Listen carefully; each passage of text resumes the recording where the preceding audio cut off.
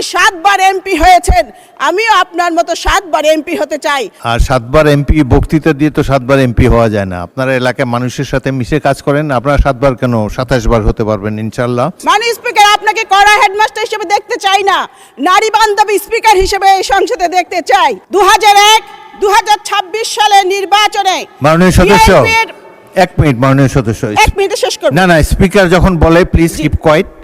শুনুন, আপনি প্রারম্ভিক বক্তব্য একটা তো শুভেচ্ছা দিয়েছেন, জি, এরা বেশি আর সুযোগ নাই, আমাদেরকে এক কার্যপ্রণালী বিধি মাননীয় মেনেই স্পিকার, চলতে এক হবে। সেকেন্ড। একটি প্রশ্ন করুন প্লিজ। মাননীয় স্পিকার, আপনাকে কড়া হেডমাস্টার হিসেবে দেখতে চাই না, নারী বান্ধবী স্পিকার হিসেবে এই সংসদে দেখতে চাই।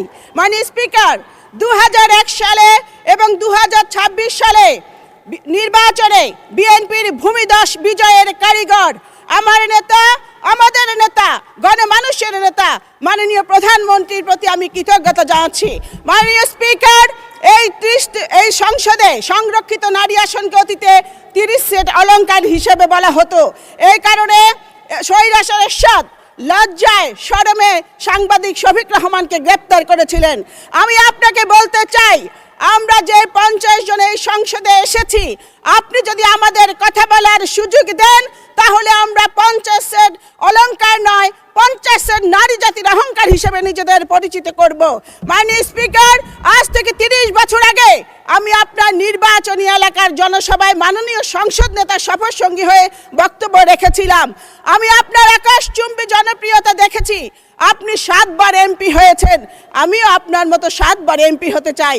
এই কারণে এই সংসদে কথা বলার সুযোগ চাই। মাননীয় স্পিকার, এই প্রত্যাশায় আমি মন্ত্রীর কাছে প্রশ্ন করতে চাই যে মাননীয় মন্ত্রীর কাছে আমার প্রশ্ন, Chittagong chemical complex, Khulna newsprint mill, Dhaka leather complex দীর্ঘদিন ধরে বন্ধ রয়েছে, এগুলো চালু করার কোনো পরিকল্পনা বর্তমান সরকারে আছে কিনা মাননীয় মন্ত্রী বলবেন কি? ধন্যবাদ মাননীয় স্পিকার। 1 মিনিট মাননীয় মন্ত্রী। সংসদ পরিচালনা হবে কার্যপ্রণালী বিধি মোতাবেক।